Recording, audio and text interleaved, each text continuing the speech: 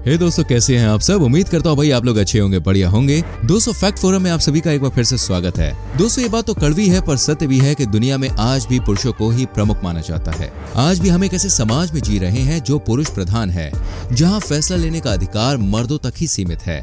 यही कारण है कि कई बार पुरुष अपने इस अधिकार का गलत फायदा उठाता है और महिलाओं पर अत्याचार भी करता है। और ऐसी खबरें हम आए दिन सुनते ही रहते हैं, फिर चाहे वो भारत हो या फिर दुनिया का कोई भी अन्य देश। इन सभी देशों में पुरुषों द्वारा महिलाओं पर अत्याचार के आंकड़े लगभग एक बराबर हैं और एक जैसे भी। लेकिन दोस्तों, क्या आप यकीन करेंगे कि दुनिया में एक ऐसी भी जगह है जहां महिलाओं पर नहीं बल्कि मर्दों पर अत्याचार होता है, और ये अत्याचार कोई और नहीं बल्कि महिलाएं खुद करती हैं। जी हाँ दोस्तों, ये जगह है सहारा डेजर्ट में मौजूद एक देश जिसका नाम है नाइजीरिया। और नाइजीरिया में मौजूद वो जनजाति है दोस्तों ट्यूअरेग। दोस्तों, ट्यूअरेग दुनिया की इकलौती ऐसी जनजाति है जो शायद औरतों के लिए भले ही स्वर्ग ना हो, लेकिन मर्दों के लिए किसी नर्क से कम नहीं है। और वो इसलिए क्योंकि ट्यूअरेग में जन्म लेने वाले पुरुष जैसे ही वयस्क यानी कि एडल्ट होते हैं, उसे पर्दे में रहना पड़ता है, जबकि यहाँ की औरतें खुलकर रहती हैं। वो भी जितना चाहे उतना खुलकर, जी हाँ उतना ही जितना आप सोच रहे हैं। ट्यूअरेग की महिलाएं उतना ही खुलकर रह सकती हैं।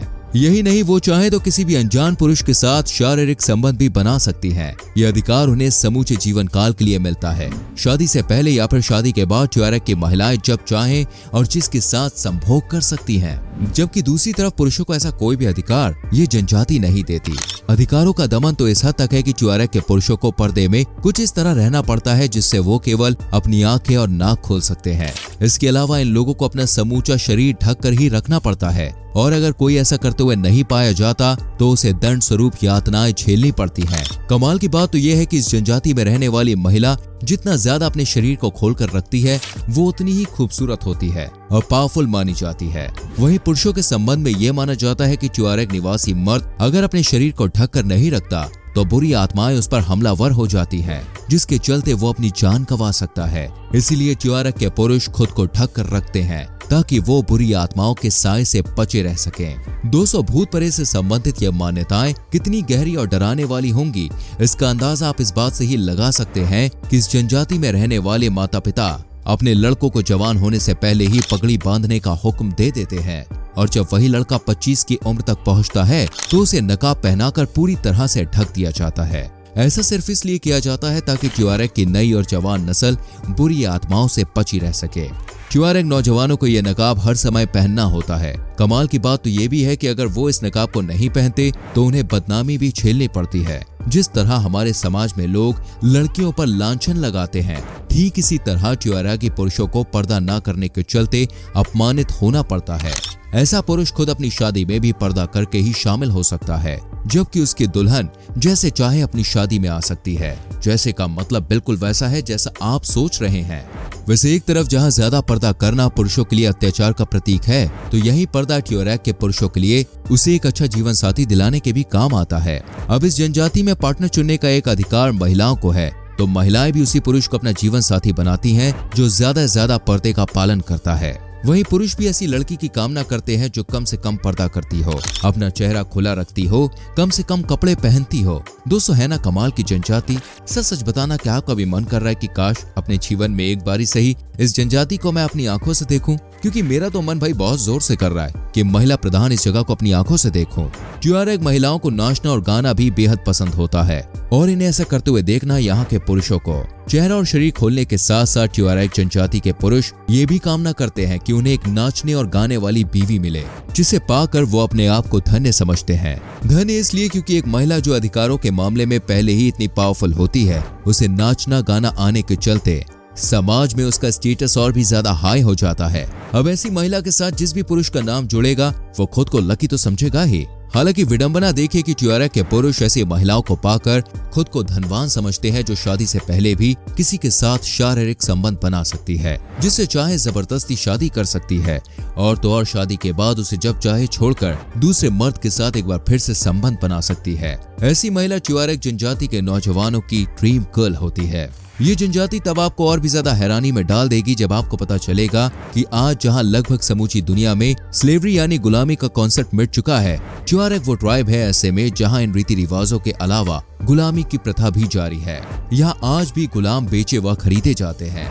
कहा जाता है कि जब लीबिया का राजा गद्दाफी जिंदा था, उसके शासनकाल में ट्यूआरेग उन कबीलों में से एक था जो गद्दाफी को गुलाम सप्लाई किया करता था, जिन्हें लीबिया की फौज में शामिल किया गया। ये गुलाम ऐसे होते हैं जिनके आगे रोबोट भी फेल थे। गद्दाफी का हुक्म और उसकी वफादारी ही इनका एकमात्र उद्देश्य था। राजा इनसे ज्यादा किसी पर भरोसा नहीं करता था। कहा जाता है कि जिस समय लीबिया में बागी हावी हुए और राजा के खून के प्यासे बन गए, तब राजा की सुरक्षा के लिए 1000 से ज्यादा ट्यूआरेगी नौजवानों ने अपनी जान दे दी, लेकिन गद्दाफी को बागियों के हाथों नहीं आने दिया। यही नहीं, गद्दाफी के बाद उसके बेटे की जान की हिफाजत भी इसी जनजाति ने की। दोस्तों, ट्यूआरेग की ये रीति रिवाज आपको कैसे लगे? सही या गलत, आप अपनी राय हमें बता सकते हैं। और ये भी बताइए कि महिला प्रधान दुनिया के इस अनोखे समाज के बारे में जानकर आपको कैसा लगा। अब बात करते हैं दोस्तों अफ्रीका में मौजूद एक और जनजाति के बारे में, जिसका नाम है मुर्सी। दोस्तों, जिस तरह ट्यूआरेग को दुनिया की अनोखी जनजाति माना जाता है, उसी तरह मुर्सी का नाम दुनिया की सबसे खतरनाक जनजाति के रूप में लिया जाता है। इथियोपिया और सूडान के इलाकों में रहने वाली ये जनजाति इंसानों की जान तक ले लेती है। इनके पास AK-47 जैसे खतरनाक हथियार होते हैं, जिसे ये लोग अपनी गाय बेचकर खरीदते हैं। आपको हैरानी होगी ये जानकर कि इंसानों को मारना इनके समाज में शान की बात समझी जाती है। इंसान को मारना यहाँ मर्दानगी का प्रतीक होता है, जिसे साबित करने के लिए ये किसी भी हद तक चले जाते हैं। इस समाज की इन खतरनाक रीति रिवाजों का परिणाम ये हुआ कि अब तक ये जनजाति सैकड़ों इंसानों को जान से मार चुकी है। इनमें से ज्यादातर लोग वही हैं जो गलती से कबीले में जा पहुंचे। दोस्तों, ये इतने खतरनाक है कि खुद इथियोपिया की सरकार ने यहाँ आने वाले किसी भी व्यक्ति पर पाबंदी लगाई हुई है, ताकि उनकी जान बच सके। अगर कोई फिर भी यहाँ जाना चाहता है तो उसे सरकार से परमिशन लेने के साथ साथ आर्मी जवानों की सुरक्षा भी लेनी पड़ती है। एक तरफ जहां अन्य जनजातियों में पशुओं को लेकर प्रेम होता है, ये लोग वहीं प्यार हथियारों से करते हैं। इन हथियारों का इस्तेमाल यहाँ रहने वाले मर्द और औरत दोनों ही करते हैं। हालांकि इसके पीछे भी एक कारण है, जिसे जानकर आपको पता चलेगा कि आखिर कैसे ये समुदाय किसी की जान का दुश्मन बन गया। स्थानीय इतिहासकारों की माने तो ये जनजाति कभी कॉलोनियल शासन के गुलाम हुआ करती थी, जहाँ इन्हें जरूरत से ज्यादा प्रताड़ित किया जाता था। इनकी महिलाओं का शारीरिक शोषण भी किया जाता था। इस यातना का इनके ऊपर इतना गहरा असर पड़ा कि ये लोग हर उस व्यक्ति के दुश्मन बन गए जो इनकी मुर्सी जाति से अलग होता है। ये असर आज भी बरकरार है। तभी तो जो गुलामी इन्हें आज से 1 सदी पहले झेलनी पड़ी, उसका बदला ये आज तक ले रहे हैं और शायद आगे भी लेते रहेंगे। इन तमाम समस्याओं से बचने के लिए इस जनजाति ने केवल हथियार ही नहीं उठाए, बल्कि कुछ ऐसी तरकीबें भी अपनाई जिन्हें देखकर आपके होश ही उड़ जाएंगे। मुर्सी जनजाति अपनी महिलाओं को बुरी नजर से बचाने के लिए बचपन से ही उनके निचले होंठ में इस तरह की डिस्क फंसा देती थी, जो आज भी जारी है।